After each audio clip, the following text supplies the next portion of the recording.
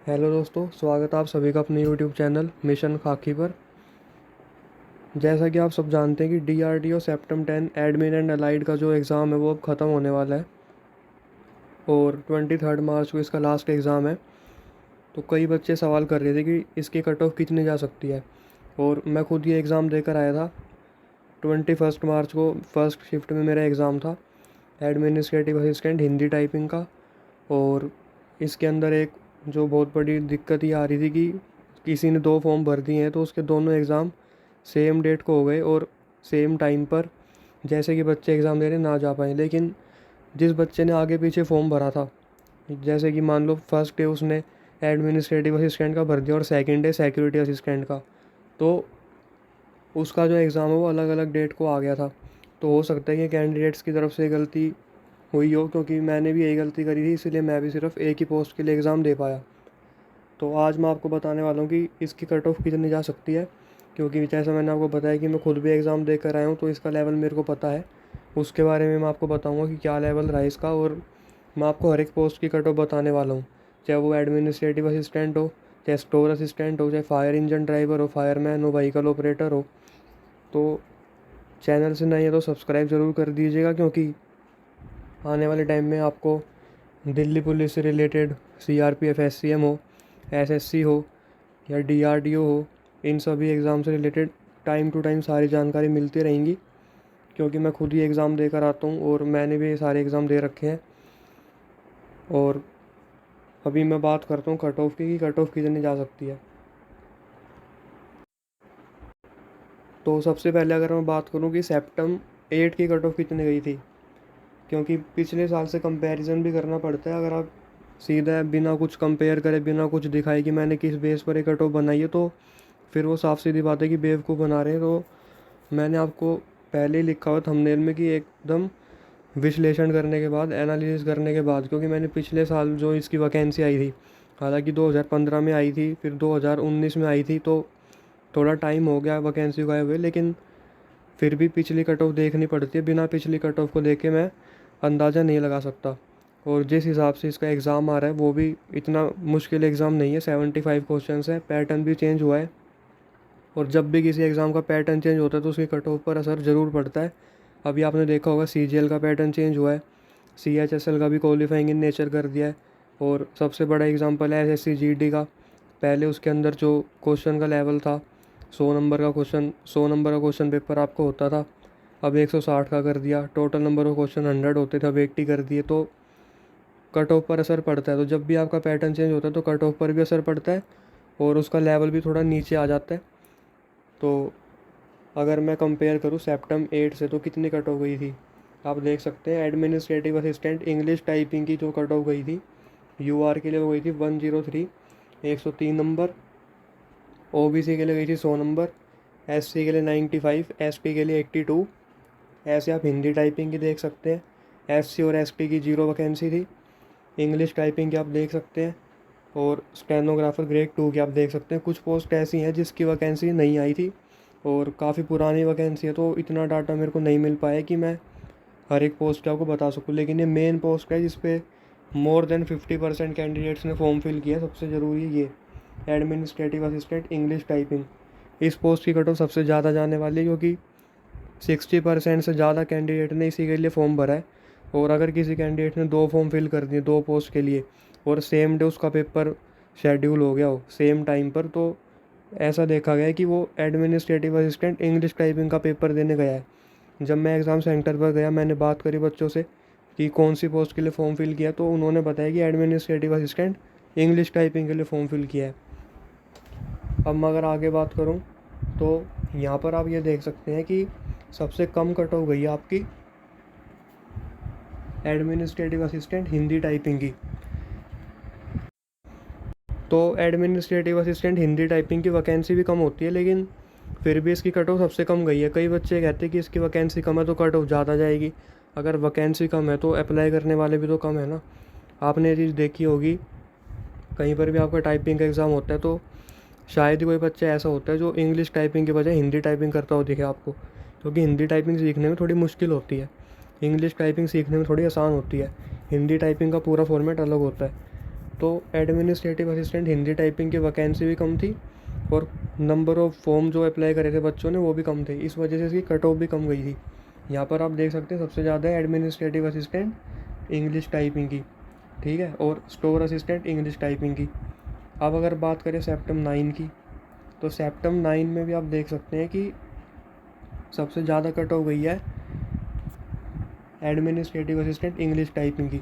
यूआर की 130 गई है, ओबीसी की 127, ईडब्ल्यूएस की 123, एससी की 125 और एसटी की 117। यहाँ पर एससी की कट ऑफ जो है वो ईडब्ल्यूएस से थोड़ी ज़्यादा गई है, हालांकि ईडब्ल्यूएस से थोड़ी कम जाती है एससी कट ऑफ, लेकिन इसमें ज़्यादा गई है, वैकेंसी की वजह से हो सकता है ऐसा हुआ हो।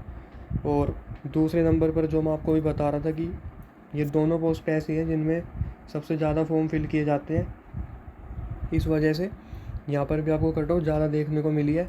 स्टोर असिस्टेंट इंग्लिश टाइपिंग की 125, ओबीसी की 122, ईडब्ल्यूएस की कोई वैकेंसी नहीं थी, एसटी की 121, एसटी की 108। अगर बात करें सिक्योरिटी असिस्टेंट की, ऐसी वैकेंसी जो सेप्टम 8 में नहीं थी, लेकिन सेप्टम 9 और सेप्टम 10 में इसको ऐड कर दिया गया है। और सिक्योरिटी असिस्टेंट के लिए भी फॉर्म फिल किए गए हैं, लेकिन इतने ज़्यादा नहीं किए गए जितने एडमिनिस्ट्रेटिव असिस्टेंट के लिए किए गए हैं। तो अभी मैं आपको आगे दिखाऊंगा कि कितनी कट ऑफ इसकी भी मैंने जो एक्सपेक्टेड कट ऑफ आपको मैंने जो अंदाज़ा लगाया वो कितना है।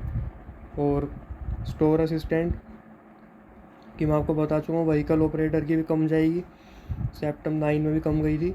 और एडमिनिस्ट्रेटिव असिस्टेंट हिंदी टाइपिंग की, तो इसकी कट ऑफ भी जो सिक्योरिटी असिस्टेंट के आसपास ही रही है। ये दोनों ऐसी पोस्ट है जिसमें थोड़े कम बच्चे फॉर्म भरते हैं, क्योंकि सिक्योरिटी असिस्टेंट में आपका फिजिकल टेस्ट भी होता है, तो इस वजह से कई बच्चे नहीं भरते हैं फॉर्म। और एडमिनिस्ट्रेटिव असिस्टेंट में हिंदी टाइपिंग है, इस वजह से नहीं भरते हैं। तो ये 3 पोस्ट ऐसी है जिसमें थोड़ा कम कंपटीशन होता है। अब अगर बात करें जो मैंने आपको एक्सपेक्टेड कट ऑफ बनाई है वो ये है, सेप्टम 10 के आप देख सकते हैं कट ऑफ कितनी जा सकती है, ये आपकी पोस्ट है।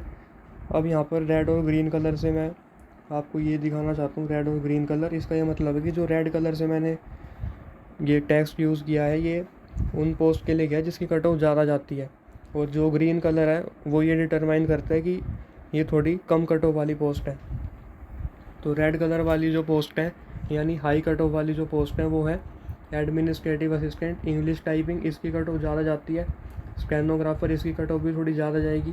स्टोर असिस्टेंट इंग्लिश टाइपिंग, ये 3 पोस्ट ऐसी हैं जो हाई कट ऑफ वाली, जिनकी कट ऑफ ज़्यादा जाएगी, क्योंकि 50% से ज़्यादा कैंडिडेट ने सिर्फ इन 3 पोस्ट पे कोई एग्ज़ाम दिया है, English typing, administrative assistant, stenographer और स्टोर असिस्टेंट इंग्लिश टाइपिंग। कितनी कितनी कट ऑफ जा सकती है अब मैं आपको पहले बता देता हूँ, ये एक अंदाज़ा है। अब ये नहीं है कि बिल्कुल इधर उधर हुए बिना, एक भी नंबर ऊपर नीचे हुए बिना इतनी चली जाएगी, क्योंकि जितना मैंने एग्ज़ाम देखा है उस हिसाब से मैं आपको बता रहा हूँ। क्योंकि मैं आपको बता चुका हूँ मेरा भी एग्ज़ाम था, और जिस हिसाब से क्वेश्चन पूछे गए थे, जीके क्वेश्चन डिस्कवरी से ज़्यादा आ रहे थे कि पेनिसिलिन की डिस्कवरी किसने करी है और एटम की डिस्कवरी किसने करी है। और जीके में थोड़े ये कह सकते हो आपकी कुछ क्वेश्चन तो जेन्युइन थे, 1-2 क्वेश्चन ऐसे भी आ रहे थे कि बच्चे को नहीं मालूम होंगे, जैसे कश्मीर से लेकर कन्याकुमारी की दूरी कितनी है ये बताइए। तो कुछ क्वेश्चन ऐसे कि गलत होने तय है, वो गलत होंगे, अगर आप तुक्का मार के आए तो ज़रूरी नहीं वो ठीक बैठ जाए। 75 में से कई बच्चे कह रहे हैं हमने 70 अटैम्प्ट करे हैं, खैर 75 में से 75 ही करे होंगे क्योंकि नेगेटिव मार्किंग नहीं है। मैं भी 75 ही करके आया हूँ, लेकिन इसका ये मतलब नहीं है कि 75 करके आ गए तो सारे के सारे सही होंगे। 4 क्वेश्चन तो मेरे को अपने पता है मेरे गलत होंगे जीके के, और 1 इंग्लिश का मेरे को पता है, 3 क्वेश्चन जीके के और 1 इंग्लिश का, 4 क्वेश्चन मेरे गलत होंगे। तो मैं ये नहीं कह सकता मेरे 75 में 70 नंबर आएंगे, हो सकता है ना आए 70, हो सकता है 65 आए, हो सकता है 68 आए, कुछ नहीं कह सकते आप जब तक आपका रिज़ल्ट नहीं आ जाता। ये जब एग्ज़ाम सेंटर पे होते हैं बच्चे तो कहते हैं सारे सही है, एग्ज़ाम सेंटर से बाहर निकलते हैं तो 5 क्वेश्चन गलत मिलते हैं, घर आते हैं, घर आते आते 65 ही रह जाते हैं, अगले दिन उनके 60 हो जाते हैं। तो ये सब चीज़ें बहुत, मैंने जो एग्ज़ाम दिए हैं उनसे मेरे को ये चीज़ सीखने को मिली कि जितने हम क्वेश्चन करके आते हैं वो सारे सही नहीं होते हैं, चाहे आप कितनी कोशिश कर लो उनमें से 2-3 क्वेश्चन गलत मिल ही जाते हैं। तो सेम चीज़ यहाँ पर आप ये देख के मत घबराइए कि 70 क्वेश्चन अटैम्प्ट करके मतलब 70 क्वेश्चन सही बता रहे हैं बच्चे। तो अब कई चैनलों पे मैंने देखा वो कहते हैं भाई कि अपने अपने नंबर लिखो नीचे, बच्चे लिख देते 66 SC category, 68 OBC category, 70 UR category. तो भाई ये सिर्फ एक अंदाज़ा है, और अंदाज़ा हमेशा सही नहीं होता। मैं भी आपको वही कह रहा हूँ कि ये कट ऑफ मैंने आपको बताई है, ज़रूरी नहीं है कि बिल्कुल यही जाए, ये सिर्फ एक अंदाज़ा है। और अगर आपके इतने मार्क्स के आसपास अगर आपको लगता है मेरे बन जाएंगे, तो अपने स्किल टेस्ट की तैयारी कीजिए, क्योंकि ज़्यादा टाइम नहीं मिलेगा। 1 महीने के अंदर आपका रिज़ल्ट आ जाएगा, और अगले 1 महीने में आपकी typing, physical, stenography, short hand, जो भी आपका स्किल टेस्ट है, ड्राइविंग वगैरह, वो सब हो जाएगा।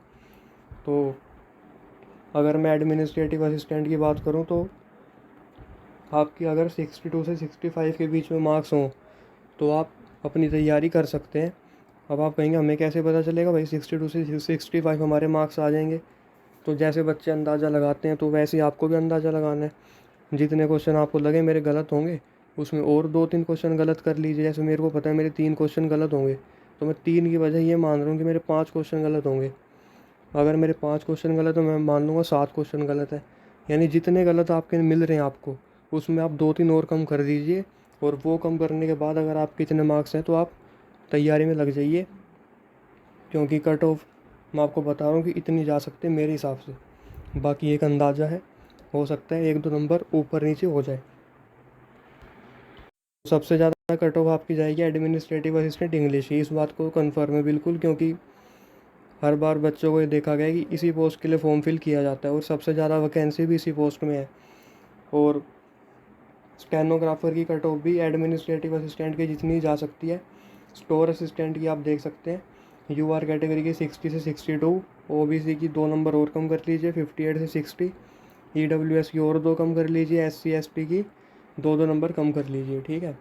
एडमिनिस्ट्रेटिव असिस्टेंट की आप देख लीजिए अपनी अपनी कैटेगरी की। और अब अगर बात करें एडमिनिस्ट्रेटिव असिस्टेंट हिंदी की, तो 59 से 62 UR के लिए, 57 से 59 OBC के लिए, 55 से 57 EWS के लिए। SC की कोई वैकेंसी नहीं है। ST की 51 से 53। और स्टोर असिस्टेंट हिंदी टाइपिंग की आप एडमिनिस्ट्रेटिव असिस्टेंट हिंदी टाइपिंग से 2 नंबर और कम कर लीजिए, चाहे तो उसके जितनी रहेगी या फिर उससे 2 नंबर कम ही रहेगी, उससे ज़्यादा नहीं जाएगी। और सिक्योरिटी असिस्टेंट की same as administrative assistant Hindi, क्योंकि 2 पोस्ट ऐसे आपने पीछे भी देखा होगा सेप्टम 9 में, दोनों की कट ऑफ बिल्कुल बराबर ही गई थी, 1-1 2-2 नंबर का फ़र्क था। अब की बार भी ऐसे रहेगा, क्योंकि जहाँ मैंने एक पोल देखा था, किसी ने करवाया था टेलीग्राम पे, तो वहाँ मैंने देखा था कि जो 58 से लेकर 64% के आसपास बच्चे थे जिन्होंने एडमिनिस्ट्रेटिव असिस्टेंट इंग्लिश का फॉर्म भरा था, और 4-5% बच्चे ऐसे थे जिन्होंने एडमिनिस्ट्रेटिव असिस्टेंट हिंदी और सिक्योरिटी असिस्टेंट का फॉर्म फिल किया है और वो पेपर देने गए हैं। तो इन दोनों की बराबरी कट ऑफ रहेगी, ज़्यादा फ़र्क नहीं देखने को मिलेगा इसमें और इसमें, ठीक है।